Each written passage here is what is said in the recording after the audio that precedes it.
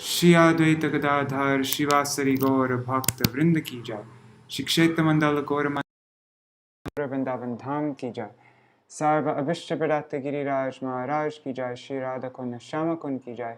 Shri Yamuna Devi Ganga Devi Ki Jai. Shri Tulsi Maharani Vrinda Devi Ki Jai. Shri Bhakti Devi Ki Jai. Shri Purnamasi Yoga Maya Ki Jai. Shri Gopeshwar Mahadev Ki Jai. Shri Harinam Sankirtan Ki Jai. Ananta Koti Vaishnava Vrinda Ki Jai. Samagata Gaura Bhakta Vrinda Ki Jai. Shri Nitai Gaura Prema. Shri Mohini Akarashi Titi Ki Jai. Akarashi Titi Palankari Bhakta Vrinda Ki Jai. Ananta Koti Vaishnava Vrinda Ki Jai. Shri Nitai Gaura Premanande Hari Hari Bol. Grantaraj Śrīmad-Bhāgavatam Ki Jai. Dandavat Pranam Shri Mataji Hari Bol. Alright, since I started late, I'm going to do super quick today.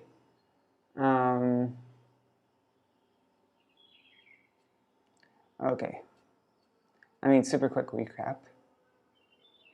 So we heard many times about Pṛthu's role, the reception of when he received the Kumaras, and his inquiry from them. By what means will there be benefit for suffering people? That was his question. And the answer, attachment to the Sanat Kumar, of the 4 Kumars, Sanat Kumar answered, attachment to the Lord and developing detachment from the bodily concept. And then he explains the means for developing that attachment and detachment. The subtle body, its presence, absence, and its destruction. Attachment to sense gratification is the cause of samsara.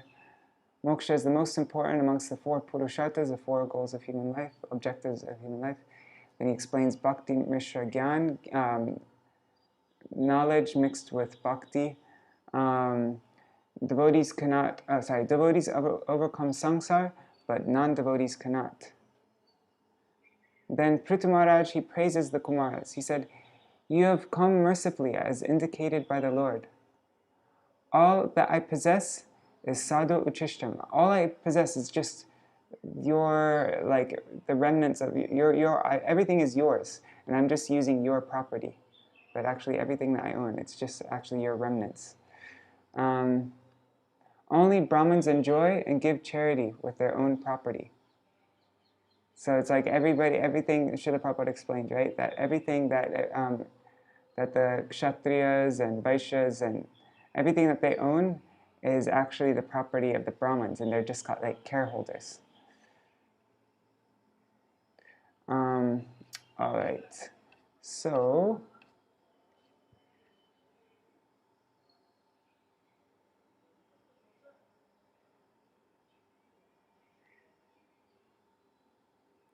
I offered everything, my life, my wife, my children, home, furniture, kingdom, strength, land, and treasury, to saintly persons.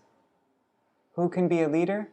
Only one who knows the principles of Vedic knowledge deserves to be the commander-in-chief, leader of state, punisher, and ruler of the planets. It is the Brahmins who enjoy, wear, and give what is their own property.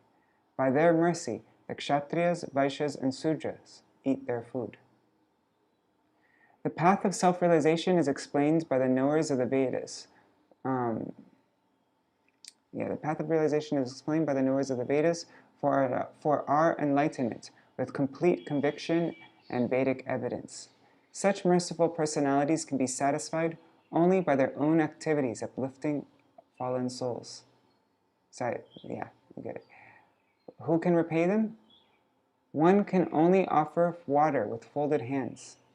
One who tries to repay them is a joker. So this is what we read yesterday. The Kumaras departed. After being thus worshipped by Pṛthu, the Kumaras were pleased. They praised the character of the king and went to Satyaloka, the glorious rule of Pṛthu. Maharaj Pṛthu, being completely fixed in pure bhakti, was the chief amongst great personalities. He considered himself almost satisfied by the teachings about Atma. Note, since he was a pure devotee, he could be fully satisfied only by pure bhakti. Okay. That's interesting. So by the teachings about Atma, yeah, he was almost satisfied, but no, it's only by pure bhakti that he was fully satisfied. Okay.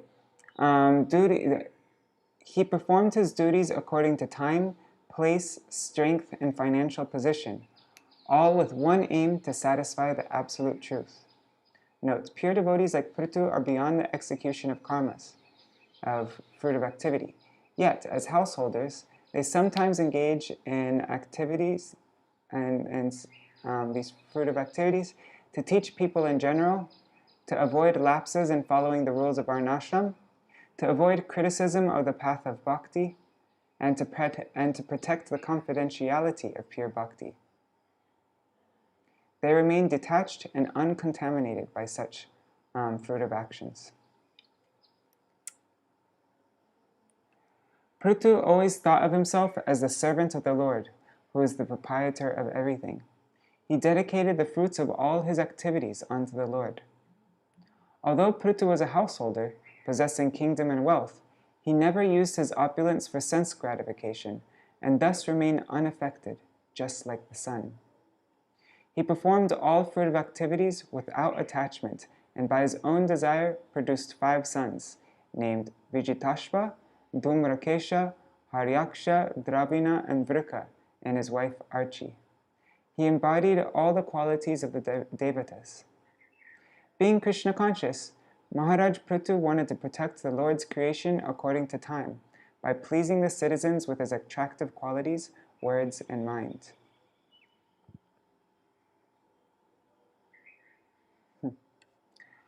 And now these are the qualities of Pṛthu Maharaj.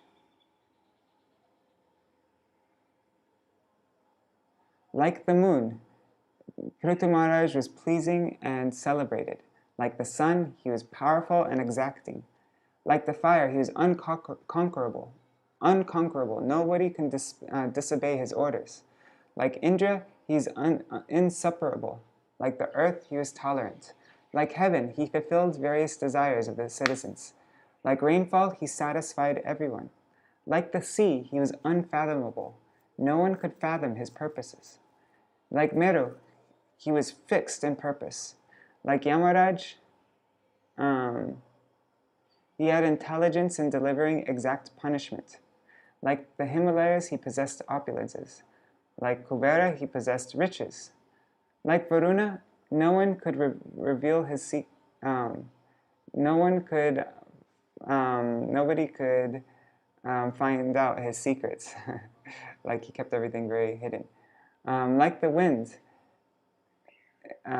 he had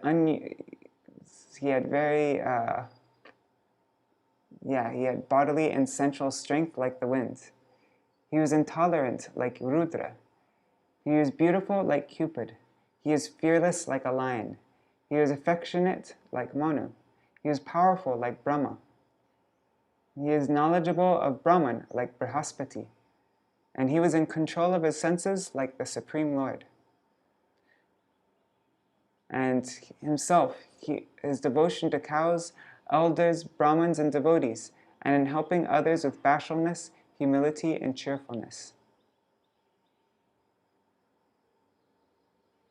Pṛthu Maharaj's reputation was loudly declared throughout the whole universe, and all ladies and saintly persons heard his glories, which were as sweet as the glories of Lord Ramachandra.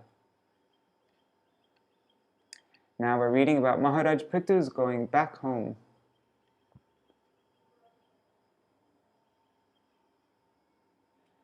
Dandavat Pranam, Raseshwari Mataji, Gargaraj, Prajumna Prabhu, Haribol.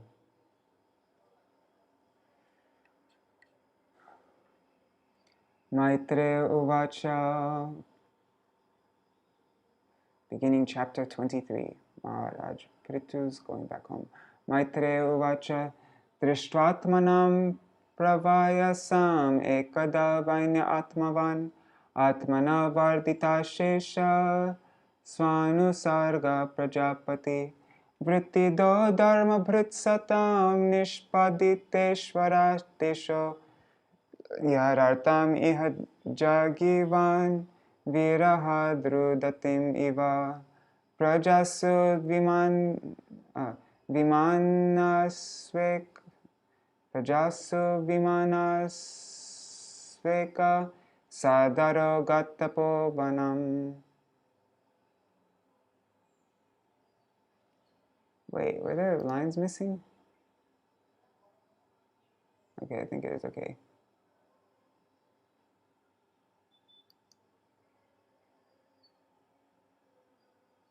Okay. Yeah. Wait. 1, 2, 3, 4, 5, 6, 7, 8, 9, 10. Hey, there's 2 lines missing.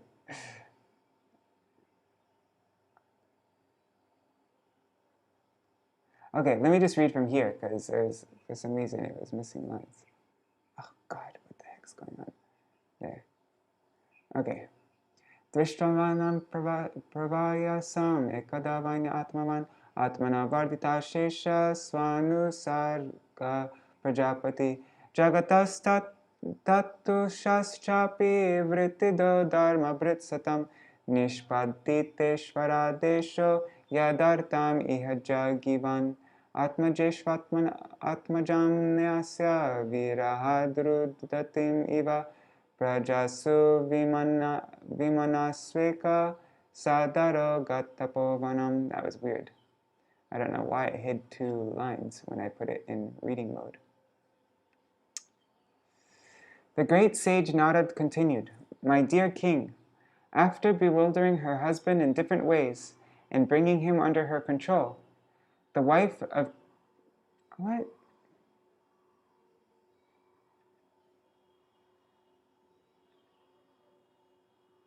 The wife of Puranjan? Dude, this is so bizarre. How come I had the wife of Puranjan? Okay. Sorry about that. That was very bizarre. At the last stage of his life, when Maharaj Pṛthu saw himself getting old, that great soul who was king of the world divided whatever opulence he had accumulated amongst all kinds of living entities, moving and non-moving. He arranged pensions for everyone according to religious principles, and after executing the orders of the Supreme Personality of Godhead in complete coordination with him, he dedicated his sons unto the earth, which was considered to be his daughter. Then Maharaj Pṛthu left the presence of his citizens, who were almost lamenting and crying from feeling separation from the king, and went to the forest alone with his wife to perform austerities. Purport by Srila Prabhupada. Maharaj Pṛthu was one of the Shaktivesh incarnations of the Supreme Personality of Godhead, and as such, he appeared on the surface of the earth to execute the orders of the Supreme. As stated in Bhagavad Gita, the Supreme Lord is the proprietor of all planets, and he is always anxious to see that in each and every planet, the living entities are happily living and executing their duties. As soon as there is some discrepancy in the execution of duties, the Lord appears on earth, as confirmed in Bhagavad Gita 4.7. Yada yada hi dharmasya glanir bhavati bharata. Since there were so many discrepancies during the reign of King Vena, the Lord sent his most confidential devotee, Maharaj Pṛthu, to settle things. Therefore, after executing the orders of the Supreme Personality of Godhead and setting the affairs of the world, Maharaj Pṛthu was ready to retire.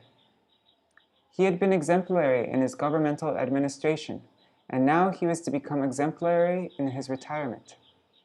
He divided all his property amongst his sons and appointed them to rule the world, and then he went to the forest with his wife. It is significant in this connection that it is said that Maharaj Pṛthu retired alone, and at the same time took his wife with him. According to Vedic principles, when retiring from family life, one can take his wife with him, for the husband and wife are considered to be one unit. Thus, they can both combinedly perform austerities for liberation. This is a path that Maharaj Pṛthu, who is an exemplary character, followed, and this is also the way of Vedic civilization. One should not simply remain at home until the time of death, but should separate from family life at a timely moment and prepare himself to go back to Godhead. As a Shaktivesh incarnation of God, who had actually come from Vaikuntha as a representative of Krishna, Maharaj Pṛthu was certain to go back to Godhead. Nonetheless, in order to set the example in all ways, he also underwent severe austerities in the tapovan.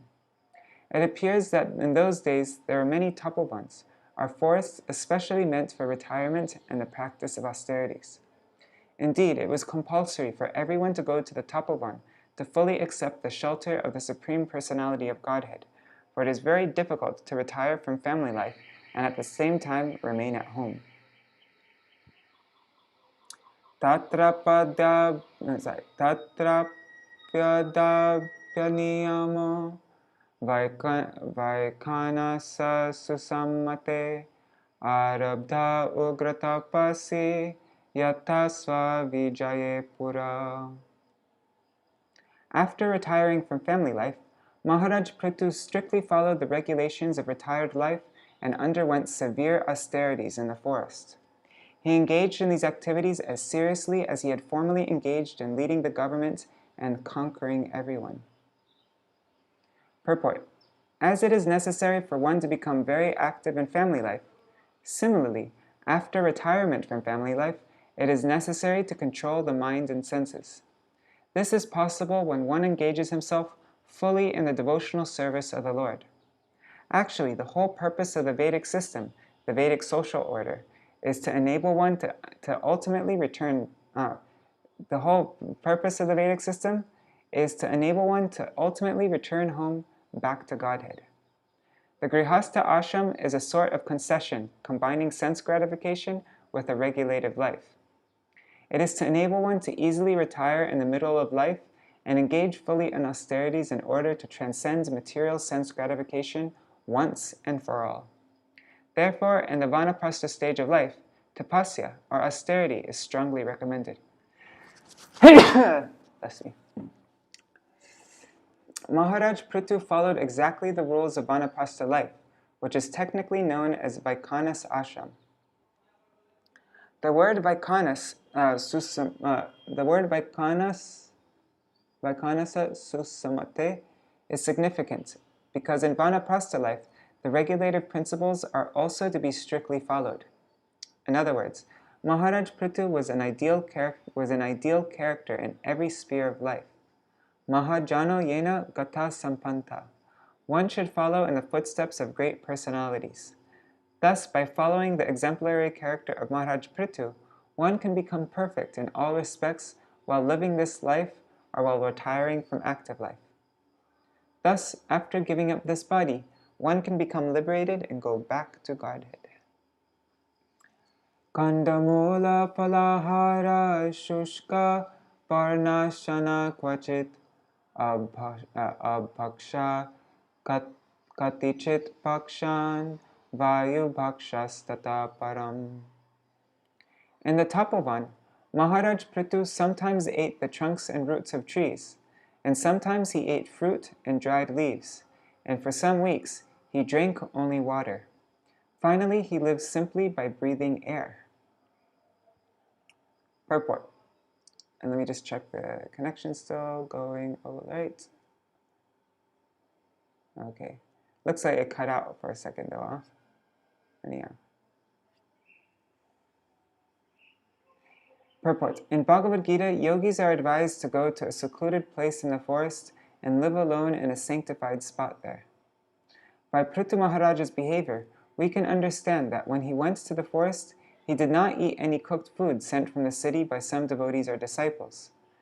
As soon as one takes a vow to live in the forest, he must simply eat roots, tree trunks, fruits, dried leaves, or whatever nature provides in that way. Pṛthu Maharaj strictly adopted those principles for living in the forest, and sometimes he ate nothing but dried leaves and drank nothing but a little water. Sometimes he lived on nothing but air, and sometimes he ate some fruit from the trees. In this way, he lived in the forest and underwent severe austerity, especially in regards to eating. In other words, overeating is not at all recommended for one who wants to progress in spiritual life. Sri Rupa Goswami also warns that too much eating and too much endeavor are against the principles by which one can advance in spiritual life.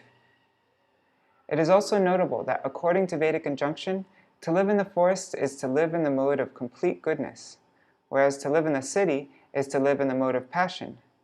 And to live in a brothel or a drinking house is to live in the mode of ignorance.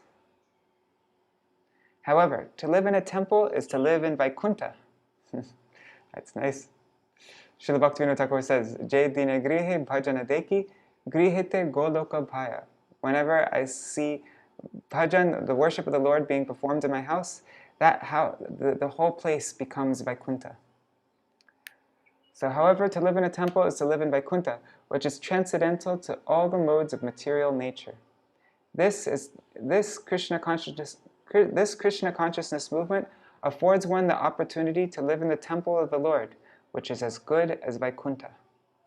Consequently, a Krishna-conscious person does not need to go to the forest and artificially try to imitate Maharaj Pṛthu, or great sages and munis who used to live in the forest. Srila Rupa Goswami, after retiring from his minister's seat in the government, went to Vrindavan and lived beneath a tree, like Maharaj Pṛthu. Since then, many people have gone to Vrindavan to imitate Rupa Goswami's behavior. Instead of advancing in spiritual life, many have fallen into material habits, and even in Vrindavan have become victims of illicit sex, gambling, and intoxication. The Krishna consciousness movement has been introduced in the Western countries, but it is not possible for Westerners to go to the forest and practice severe austerities which were ideally practiced by Pṛthu Maharaj or Rupa Goswami. However, Westerners or anyone else can follow in the footsteps of Srila Bhaktisiddhanta Saraswati Thakur by living in a temple, which is transcendental to residence in a forest, and to vow to accept Krishna Prasad and nothing else, follow the regulative principles, and chant 16 rounds daily of the Hare Krishna mantra. In this way, one's spiritual life will never be disturbed. Grishme pancha tapa viro varshasva sarashan muni akanta magna shishire udake standile shaya. Following the principles of forest living and the footsteps of the great sages and munis, Pṛthu Maharaj accepted 5 kinds of heating processes during the summer season, exposed himself to torrents of rain in the rainy season, and, in the winter, stood in water up to his neck. He also used to simply lie down on the floor to sleep. Purport. These are some of the austerities executed by the jnanis and yogis who cannot accept the process of bhakti yoga. They must undergo such severe types of austerity in order to become purified from material contamination. 1 second. Sorry. Okay. Where was I? Okay. Panchatapa refers to 5 kinds of heating processes. One is enjoined to sit within a circle of fire, with flames blazing from 4 sides and the sun blazing directly overhead. Dang. This is one kind of panchatapa recommended for austerity during the summer season also, right? He did this during the summer season. Similarly, in the rainy season, one is enjoined to expose himself to torrents of rain, and in winter, to sit in cold water up to the neck. As far as bedding is concerned, the ascetic should be content with simply lying on the floor. The purpose for undergoing such severe austerities is to become a devotee of the Supreme Personality of Godhead, Krishna, as explained in the next verse. Tatikshuryata vagdanta urdvareta jita nila ariradhayishu krishnam acharata uttamam.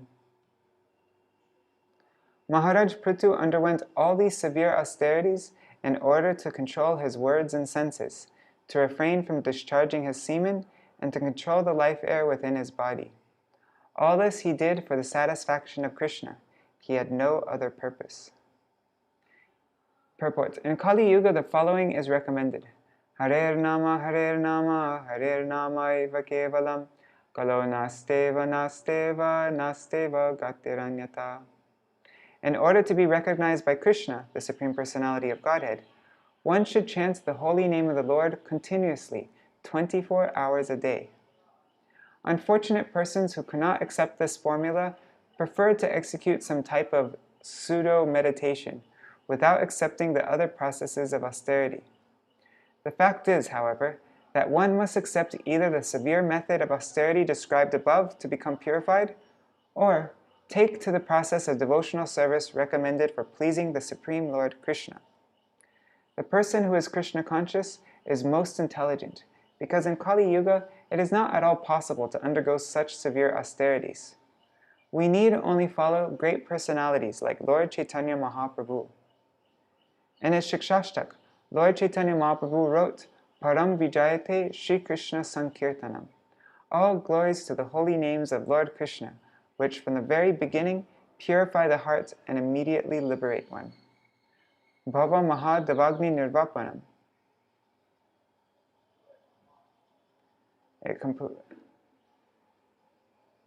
That's interesting that there's not a translation of that here. Anyways, it, what's the word for nirvapana? Anyways, it extinguishes the blazing fire, the great blazing fire of material existence. If the real purpose of all yoga is to please Lord Krishna, then this simple bhakti yoga system recommended for this age is sufficient. It is necessary, however, to engage constantly in the service of the Lord. Although Pṛthu Maharaj executed his austerities long before the appearance of Lord Krishna on this planet, his purpose was still to please Krishna. There are many fools who claim that worship of Krishna began only about 5,000 years ago, after the appearance of Lord Krishna in India, but this is not fact. Pṛthu Maharaj worshipped Krishna millions of years ago, for Pṛthu happened to be a descendant of the family of Maharaj Dhruva, who reigned for 36,000 years during the Satya Yuga age. Unless his total lifespan was 100,000 years, how could Dhruva Maharaj reign over the world for 36,000 years? The point is that Krishna worship existed at the beginning of creation and has continued to exist throughout Satya Yuga, Treta Yuga, and Dwapar Yuga, and now it is continuing in Kali Yuga.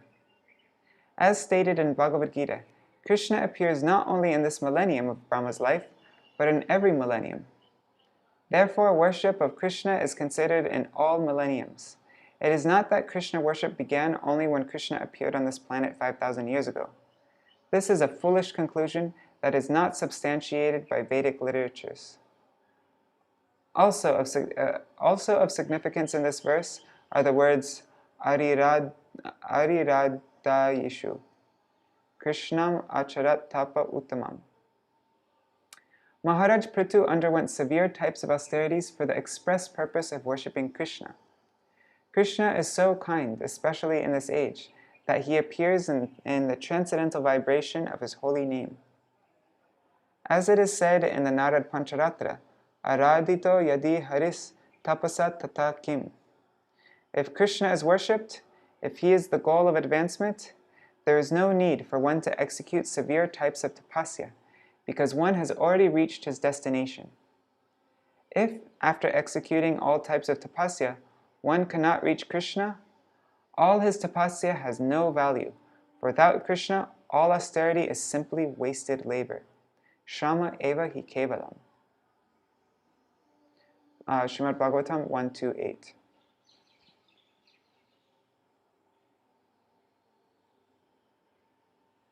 We should therefore not be discouraged just because we cannot go to the forest and practice severe austerities. Our life is so short that we must strictly adhere to the principles laid out by the Vaishnavacharyas and peacefully execute Krishna consciousness. There is no need to become despondent. Narottam Das Thakur recommends, Anande bolo hari bhaja vrindavan, Shri Guru Vaishnava pade majai aman.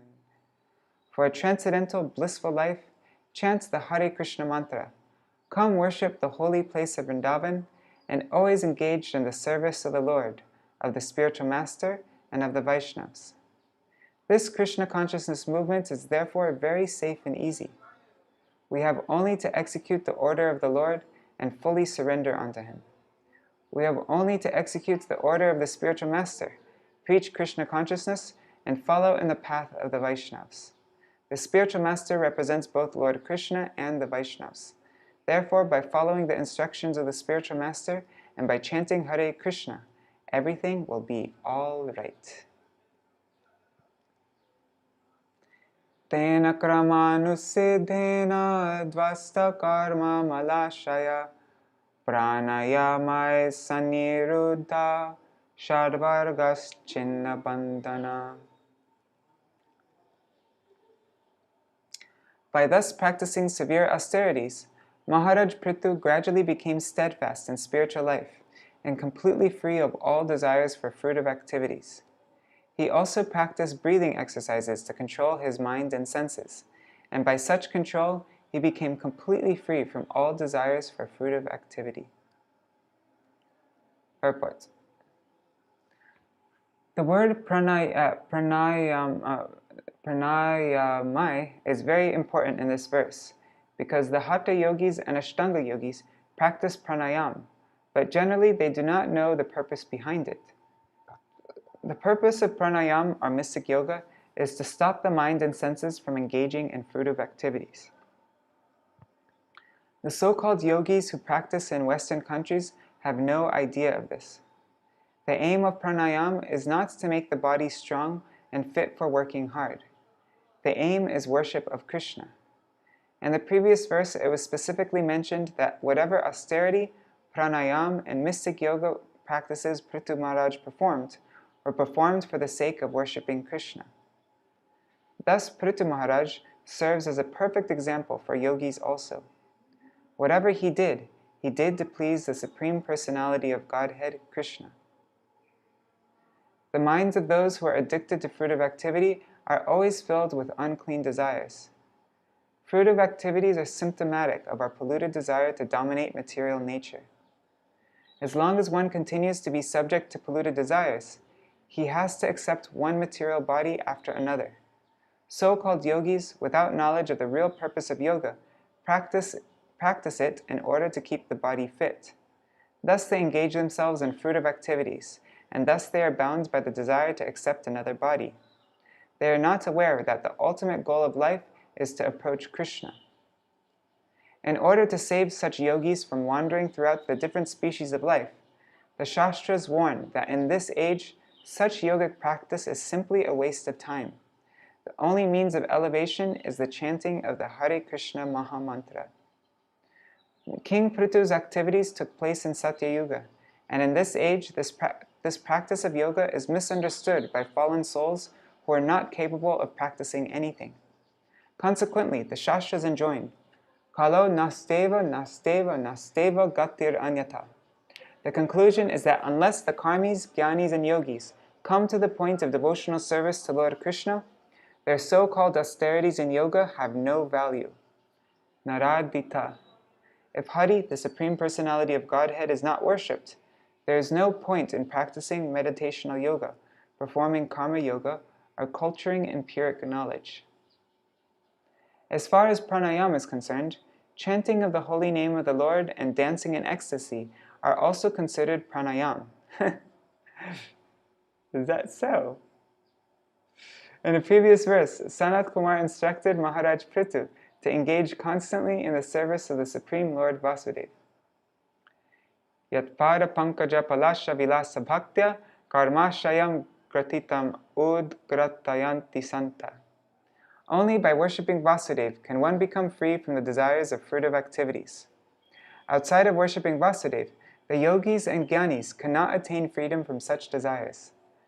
Tadvan narikta mataya yatayo piruddha sroto ganastamaranam bhajabasudevam. Here, the word pranayam does not refer to any ulterior motive. The actual aim is to strengthen the mind and senses in order to engage them in devotional service. In the present age, this determination can be very easily acquired simply by chanting the holy names, Hare Krishna, Krishna Krishna, Hare Hare, Hare Rama, Rama Rama, Hare Hare. Sanat Kumaro Bhagavan Yadhyātma-yoga param yogam tenaiva purusham abhajat purusharshava. Thus, the best amongst human beings, Maharaj Pṛthu, followed that path of spiritual advancement which was advised by Sanat Kumar.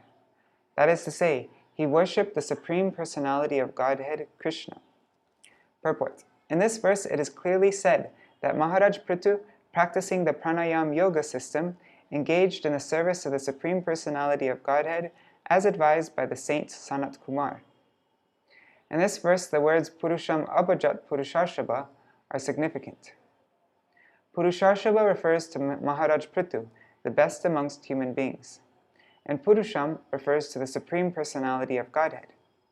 The conclusion is that the best man amongst all men engages in the service of the Supreme Person. One Purush is worshipable, and the other Purush is the worshipper. When the Purush who worships the living entity thinks becoming one with the Supreme Person, he simply becomes bewildered and falls into the darkness of ignorance. As stated by Lord Krishna in Bhagavad Gita 2.12, all living entities assembled in the battlefield, as well as Krishna himself, were also present in the past as individuals.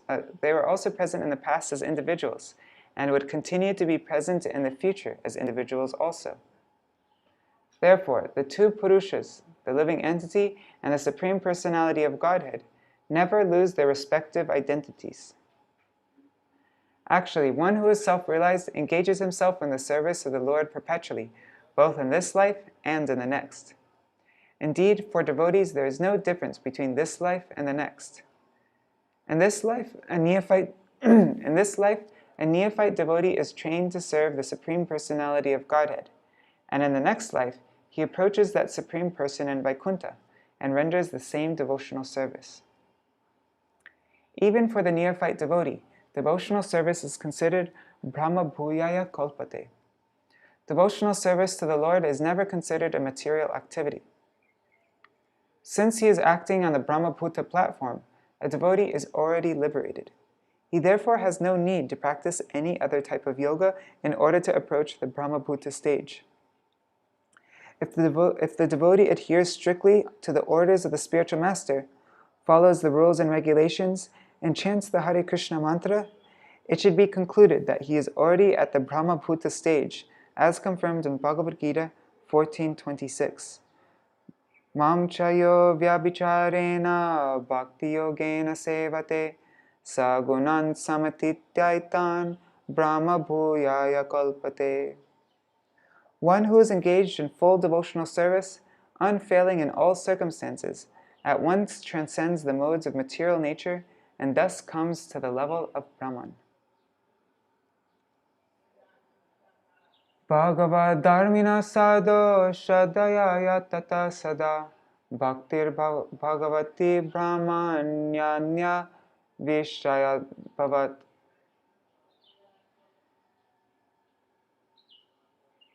Maharaj Pṛthu thus engaged completely in devotional service, executing the rules and regulations strictly according to principles, 24 hours daily. Thus his love and devotion unto the Supreme Personality of Godhead Krishna developed and became unflinching and fixed.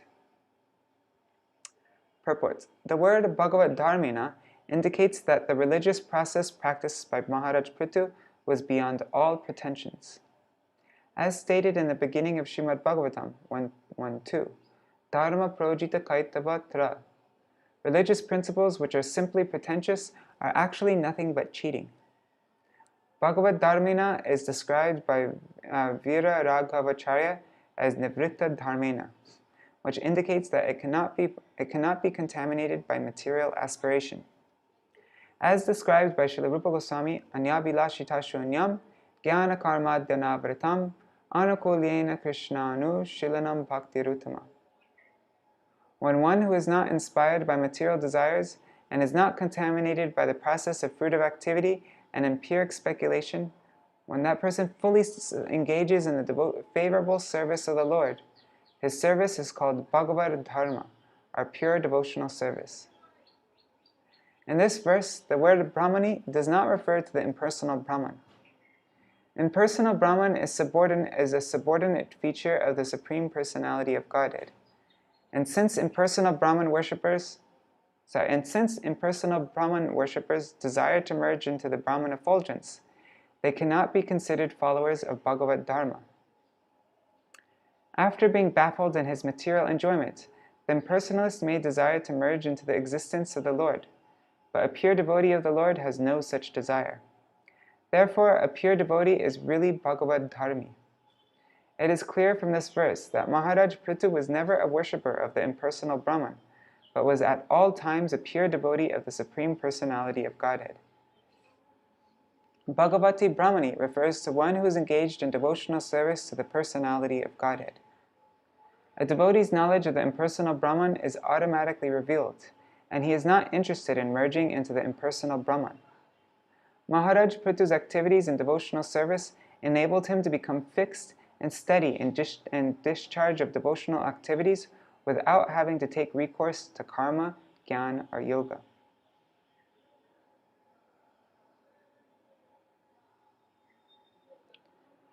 Tasyanaya bhagavata parikarma shuddha sattvatmanastaranu samsmarananupurtya jnanam virakti marabhunishitena yena chicheda samshaya padam nijajiva kosham.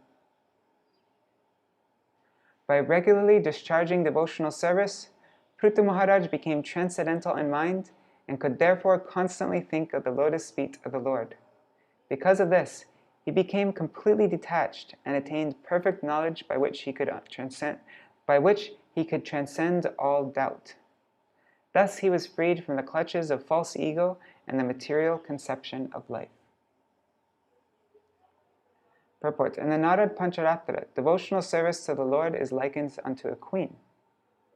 When a queen gives an audience, many maidservants follow her. The maidservants of devotional service are material opulence, liberation, and mystic powers. The karmis are very much attracted to material enjoyment. The jnanis are very anxious to become freed from material clutches. And the yogis are very fond of attaining the 8 kinds of mystic perfection. From the Narad Pancharatra, we understand that if one attains the stage of pure devotional service, he also attains all the opulences derived from fruitive activities, empiric philosophical speculation, and mystic yogic practice. Srila Bilva Mangal Thakur therefore prayed in his Krishna Karnamrita, "My dear Lord, if I have unflinching devotion to you, you become manifest before me personally, and the results of fruitive activity and empiric philosophical speculation, namely religion, economic development, sense gratification, and liberation, become like personal attendants and remain standing before me as if awaiting my order." The idea here is that the jnanis, by culture of Brahma Vidya, spiritual knowledge, struggle very hard to get out of the clutches of material nature, but a devotee, by dint of his advancement in devotional service, automatically becomes detached from his material body. When the devotee's spiritual body begins to manifest, he actually enters into his activities in transcendental life. At present, we have contacted a material body, material mind, and material intelligence. But when we become free from these material conditions, our spiritual body, spiritual mind, and spiritual intelligence become manifest. In that transcendental state, a devotee attains all the benefits of karma, jnana, and yoga. Although he never engages in fruitive activities or in pure speculation to attain mystic powers, automatically mystic powers appear in his service. A devotee does not want any kind of material opulence, but such opulence appears before him automatically. He does not have to endeavor for it. Because of his devotional service, he automatically becomes Brahma Bhuta. As stated before, this is confirmed in Bhagavad Gita 14:26. Mam chayobhya vicharena bhakti yogena sevate sagunan samatitaitan brahma bhuyaya kalpate. One who is engaged in full devotional service, unfailing in all circumstances, at once transcends the modes of material nature and thus comes to the level of Brahman. Because of his regular discharge of devotional service, a devotee attains the transcendental stage of life. Since his mind is transcendently situated, he cannot think of anything but the lotus feet of the Lord. This is the meaning of the word samsmarana anupurtya. By constantly thinking of the lotus feet of the Lord, the devotee immediately becomes situated in Shuddha Sattva. Shuddha Sattva refers to that platform which is above the modes of material nature, including the mode of goodness. In the material world, the mode of goodness is considered to be representative of the highest perfection. But one has to transcend this mode and come to the stage of Shuddha Sattva, or pure goodness, where the three qualities of material nature cannot act. Srila Vishwanath Chakravarti Thakur gives the following example. If one has strong digestive power, after eating, he automatically lights a fire with his stomach to digest everything and does not need to take medicine to aid his digestion. Similarly, the fire of devotional service is so strong that a devotee does not need to act separately to attain perfect knowledge or detachment from material attractions. A jnani may become detached from material attractions by prolonged discussions on subjects of knowledge and may in this way finally come to the Brahmabhuta stage. But a devotee does not have to undergo so much trouble. By virtue of his devotional service, he attains the Brahmabhuta stage without a doubt. The yogis and jnanis are always doubtful about their constitutional position. Therefore, they mistakenly think of becoming one with the Supreme. However, a devotee's relationship with the Supreme becomes manifest beyond all doubt, and he immediately understands that his position is that of eternal servant of the Lord. Jnanis and yogis, without devotion, may think themselves liberated, but actually their intelligence is not as pure as that of a devotee. In other words, the jnanis and yogis cannot become factually liberated unless they become elevated to the position of devotees. Aruhya kritrena param padam tata patantado nadrita yushmarangraya. The jnani and yogis may rise to the platform of... I'm just curious, did it give the full verse and we only got 2 lines? No, only gave. But it hid the source. That's strange. It seems to every now and then hide something when I have it in reading mode. Anyways, that's from Śrīmad-Bhāgavatam 10.2.32.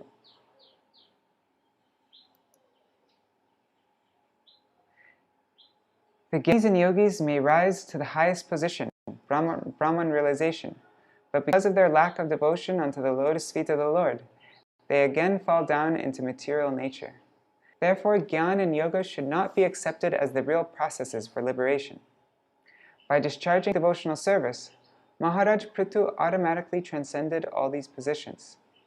Since Maharaj Pṛthu was a Shaktivesha incarnation of the Supreme Lord, he did not have to act in any way to attain liberation. He came from the Vaikuntha world, or spiritual sky, in order to execute the will of the Supreme Lord on earth. Consequently, he was to return home back to Godhead, without having to execute jnana, yoga, or karma. Although Pṛthu Maharaj was eternally a pure devotee of the Lord, he nonetheless adopted the process of devotional service in order to teach the people in general the proper process for executing the duties of life and ultimately returning back home, back to Godhead.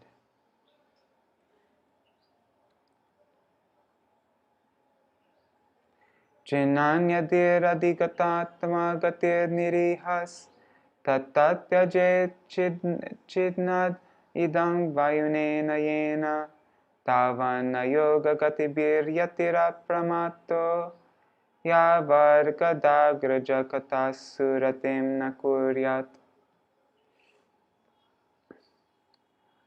When he became completely free from the conception of bodily life, Maharaj Pṛthu realized Lord Krishna sitting in everyone's heart as the Paramatma. Being thus able to get all instructions from him, he gave up all other practices of yoga and jnana. He was not even interested in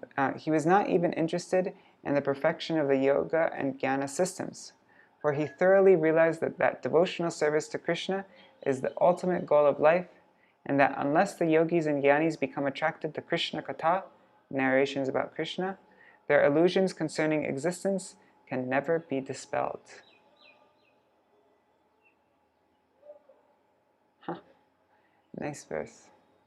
Purport. We're ending with this verse, right? This is 12? Yeah. Purport. As long as one is too much absorbed in the bodily conception of life, he becomes interested in many different processes of self-realization, such as the mystic yogic system or the system utilizing the speculative empiric methods.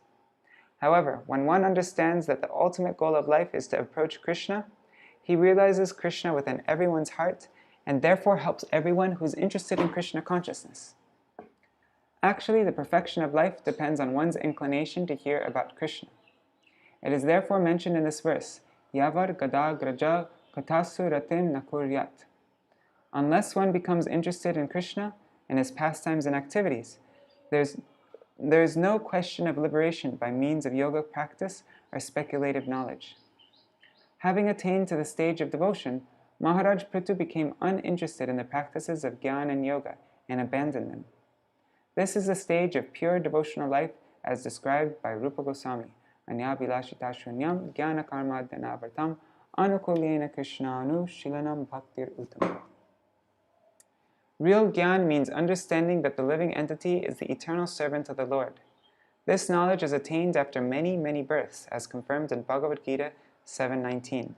Bahunam janmanam ante jnanavan mam prapadyate.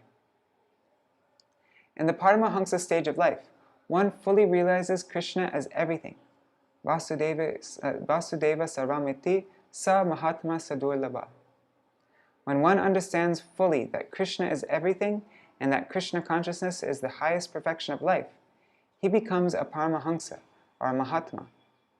Such a Mahatma or Paramahansa is very rare to find. A Paramahansa, or pure devotee, is never attracted by Hatha Yoga, or speculative knowledge. He is simply interested in the unalloyed devotional service of the Lord.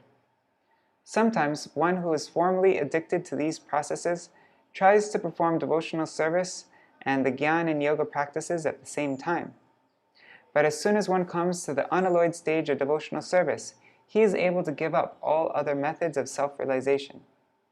In other words, when one firmly realizes Krishna as the supreme goal, he is no longer attracted by mystic yoga practice or the speculative empirical methods of knowledge.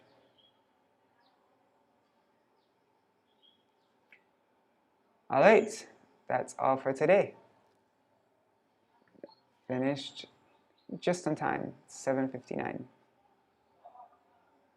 Tomorrow we will read about, we just read about Pṛthu destroying his subtle body, and tomorrow we'll read about Pṛthu giving up his gross body, and Archie's voluntary austerities and service to her husband, Archie's lamentation and entrance into her husband's funeral pyre.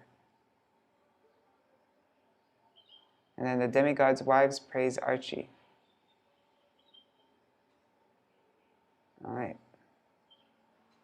We'll finish this We'll finish this whole story of Pṛthu Maharaj over the next 2 days, and then we begin the next part of Śrīmad-Bhāgavatam, which talks about the Prachetas and Shiva.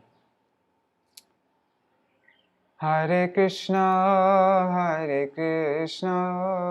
Krishna Krishna, Hare Hare, Hare Rama,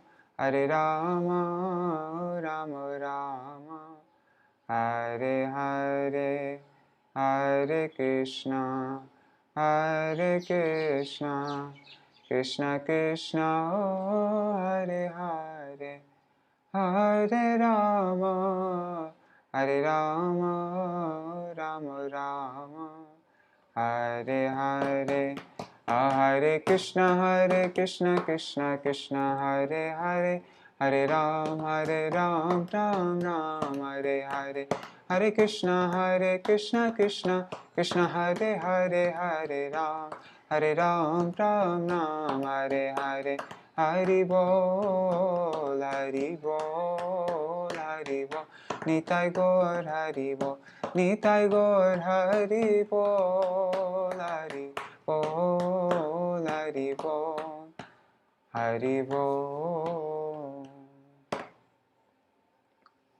Jai Shri Shri Guru Gauranga Gandharvika Giridhari Shri Shri Radha Vinod Bihari Ju Ki Jai Shri Govinda Gopinath Maran Mohan Ju Ki Jai Nitil Bhavishtam Vishnupad Ashtatara Shatashmad Shila Bhakti Vedanta Narayan Gosai Maharaj Shila Gurudeva Ki Jai Nitil Bhavishtam Vishnupad Ashtatara Shatashmad Shila Bhakti Vedanta Vaman Gosai Maharaj Ki Jai Nitil Bhavishtam Vishnupad Ashtatara Shatashmad Shila Bhakti Vedanta Swami Maharaj Shila Prabhupada Ki Jai Nitil Pravishtam Vishnupad Ashtatara Shatashmad Shila Bhakti Pragyan Keshav Gosai Maharaj Ki Jai Nitil Pravishtam Vishnupad Ashtatara Shatashmad Shila Bhakti Siddhanta Saraswati Gosai Prabhupada Ki Jai Nitil Pravishta Mahabhagavat Shila Goksharas Babaji Maharaj Ki Jai Nitil Pravishta Shila Satchidananda Bhakti Vinod Thakur Ki Jai Nitil Pravishta Vaishnav Sarvabhauma Shila Jagannath Das Babaji Maharaj Ki Jai Shri Rupanu Gauriya Guru Varga Ki Jai Shri Rupa Sanatan Bhatta Raghunath Shri Jeev Gopal Patadash Raghunath Shara Goswami Prabhu Ki Jai Shri Sarup Damodar Rai Ramanandari Shri Gaur Parshad Vrinda Ki Jai Namacharj Lahairas Thakur Ki Jai Prem Se Kaho Shri Krishna Chaitanya Prabhu Nityananda Shri Advaita Gadadhar Shivasari Gaur Bhakta Vrinda Ki Jai Shri Kshetra Mandala Gaura Mandala Braja Mandala Mathura Vrindavan Dham Ki Jai Sarva Abhishta Pradata Giriraj Maharaj Ki Jai Shri Radha Kunda Shama Kunda Ki Jai Shri Muna Devi Ganga Devi Ki Jai Shri Tulsi Maharani Vrinda Devi Ki Jai Shri Bhakti Devi Ki Jai Shri Purnamasi Yoga Maya Ki Jai Shri Gopeshwar Mahadev Ki Jai Shri Mohini Akadashi Titi Ki Jai Mohini Akadashi Titi Palan Kari Bhakta Vrinda Ki Jai Shri Harinam Sankirtan Ki Jai Ananta Koti Vaishnava Vrinda Ki Jai Samagata Gaura Bhakta Vrinda Ki Jai Shri Maharaj Pṛthu Ki Jai Grantaraj Śrīmad-Bhāgavatam Ki Jai Shri Nitai Gaur Premanande Hari Hari Bol Vindai Tulsi Devai Priyai Keshavashacha Krishna Bhakti Padadevi Satyavataya Namo Namaha Vancha Kalpataru Vyashta Kripa Sindhu Bhyai Vacha Patitanam Pavanebhyo Vaishnavebhyo Namo Namaha Dandavat Pranams.